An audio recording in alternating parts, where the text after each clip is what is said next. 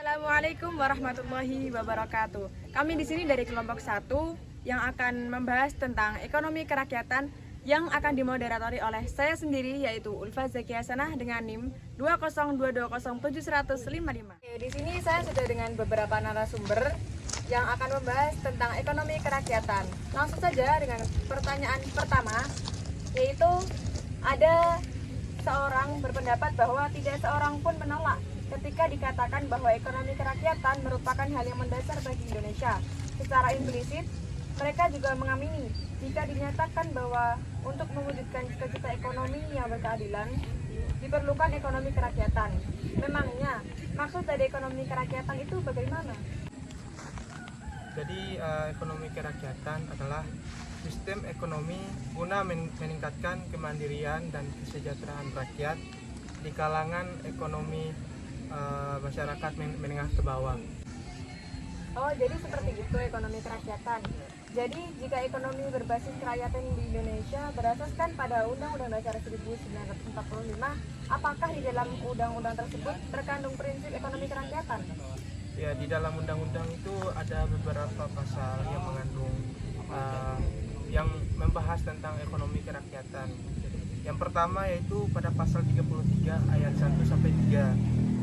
Terus yang kedua pasal 27 ayat 2. Terus yang ketiga pasal 34. Pasal 33 ayat 1 sampai 3 tadi berisi tentang prinsip bahwa perekonomian Indonesia disusun berdasarkan asas kekeluargaan, penguasaan cabang produksi penting oleh negara, serta penggunaan kekayaan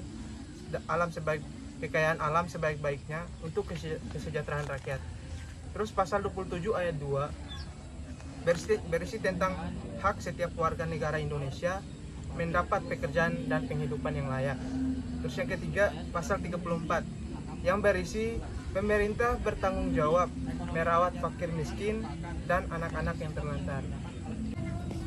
Oke, ternyata prinsip ekonomi juga terkandung dalam Undang-Undang Dasar 1945.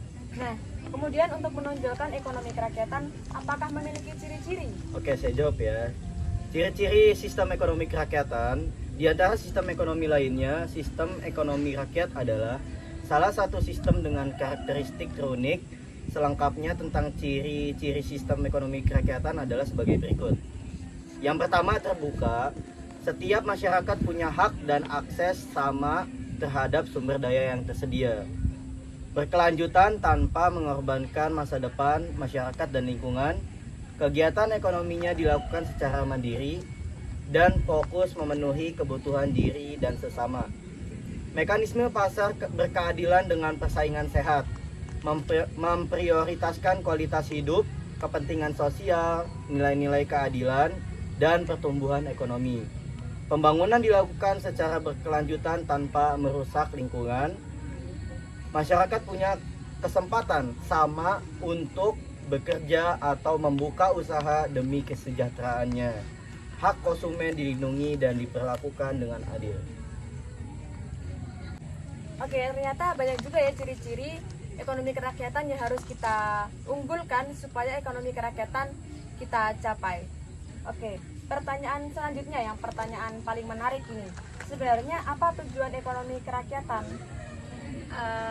Dari beberapa artikel yang saya baca, kesimpulan yang saya ambil itu tujuan ekonomi kerakyatan itu ada 3. Jadi yang pertama dan yang paling utama, ekonomi kerakyat itu gunanya buat mensejahterakan masyarakatnya. Sesuai namanya, ekonomi rakyat itu diciptakan, diupayakan, dan dipetik hasilnya oleh rakyatnya sendiri, bukan oleh masyarakat elit-elit. Nah, yang selanjutnya, tujuan ekonomi rakyat itu memastikan kekayaannya itu terbagi rata antara warga kaya dan warga miskin, biar tidak ada kesenjangan lagi. Kembali yang pertama. Nah, kemudian yang ketiga, tujuan ekonomi rakyat itu mengurangi jumlah orang yang miskin dan anak terlantar. Oke, ternyata tujuan ekonomi kerakyatan sangat menarik. Lalu apa sih contohnya ekonomi kerakyatan itu? Oke, di sini saya mau menyebutkan salah satu contoh dari ekonomi kerakyatan ya. Nah, Contoh ekonomi kerakyatan berikutnya adalah penguasaan sumber daya negara oleh BUMN.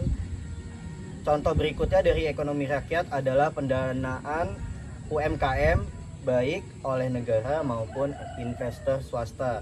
Poin terakhir, contoh ekonomi rakyat adalah program crowdfunding, yaitu iuran banyak orang sekaligus untuk mendanai suatu proyek baik sifatnya profit atau non-profit. Oh, jadi seperti itu ya contoh dari ekonomi kerakyatan. Oke, terima kasih teman-teman yang telah menjawab pertanyaan dari saya. Semoga jawaban teman-teman tadi dapat menambah wawasan saya dan juga penonton yang ada di sana.